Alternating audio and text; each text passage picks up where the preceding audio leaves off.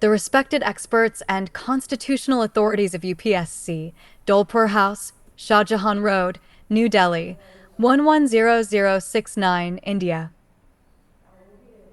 Subject: Representation regarding the nature, fairness, and academic orientation of the UPSC Preliminary Examination 2026. This representation is being submitted to express serious concerns regarding the nature and pattern of the UPSC Preliminary Examination 2026 and the widespread discussions that have emerged in academic and aspirant circles following the examination. At the outset, it must be clarified that such concerns are not being raised merely by anxious students reacting emotionally after facing a difficult examination.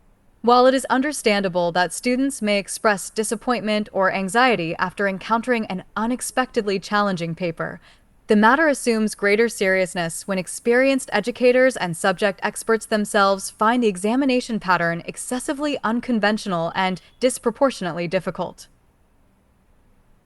As an educator associated with UPSC preparation for nearly 6 years, particularly in subjects such as Indian polity and international relations, I, along with many fellow educators across the country, found that the question paper extended far beyond the conventional and academically expected framework of the syllabus.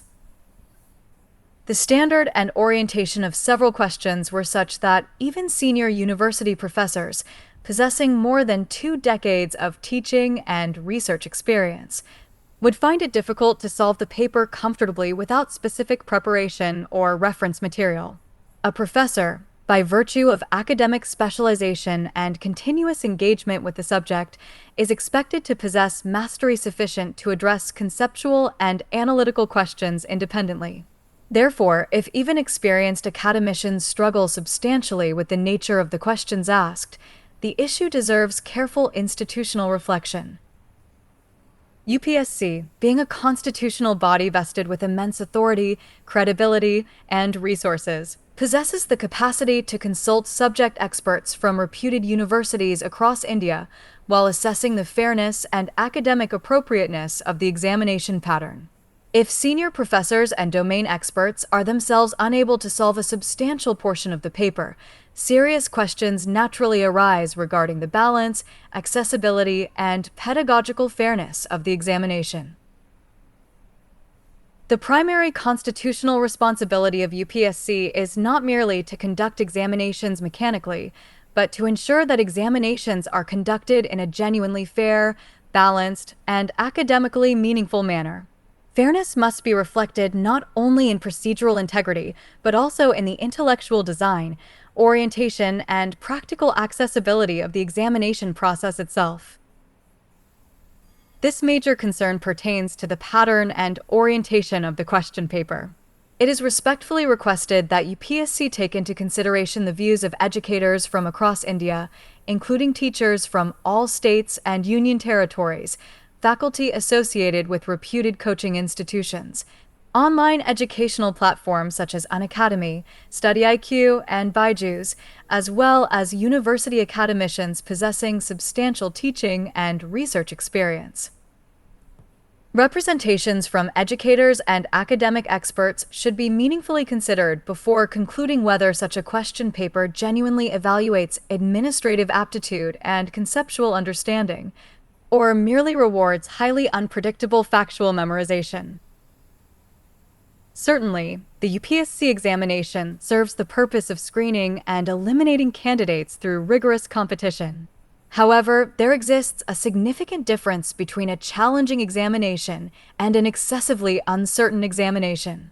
The factual density, unpredictability, and extreme depth of several questions appear disproportionate to the reasonable expectations derived from standard preparation sources. For instance, while teaching Indian polity, educators commonly recommend standard reference works such as M. Laxmikanth, D. Basu, Subhash Kashyap, and the bare text of the Constitution sometimes. Yet, despite sincere engagement with these foundational sources, many questions framed under the broad category of current affairs extended far beyond reasonable academic expectations. Similarly, in the domain of current affairs, it is practically impossible for aspirants to exhaustively cover every possible source, including newspapers such as The Hindu, The Indian Express, Times of India, PIB releases, magazines, reports, and countless supplementary resources. Therefore, there is an urgent need for UPSC, as a constitutional institution functioning within a democratic framework, to seriously consider constructive academic feedback. Even if student reactions are temporarily set aside, consultations with educators, university professors, and industry experts would certainly provide meaningful insights and balanced recommendations regarding the examination pattern. It is therefore hoped that UPSC will recognize that these concerns are not being expressed solely by students, but also by experienced teachers and academicians associated with civil services preparation. Public discourse, media discussions, academic commentary, and widespread reactions regarding the UPSC Preliminary Examination 2026 clearly indicate that the matter has generated serious concern across educational circles. There is consequently a need for UPSC to undertake fresh reflection regarding the orientation and philosophy of the examination. As a constitutional body entrusted with conducting examinations in a free and fair manner, fairness must encompass every dimension of the process and should not remain confined merely to procedural transparency. The paper, as widely observed, appeared excessively fact-oriented. While negative marking already acts as a sufficient mechanism to maintain competitiveness and eliminate random guessing, the level of factual unpredictability in the paper made the examination disproportionately difficult. UPSC may certainly frame papers ranging from moderate to difficult standards.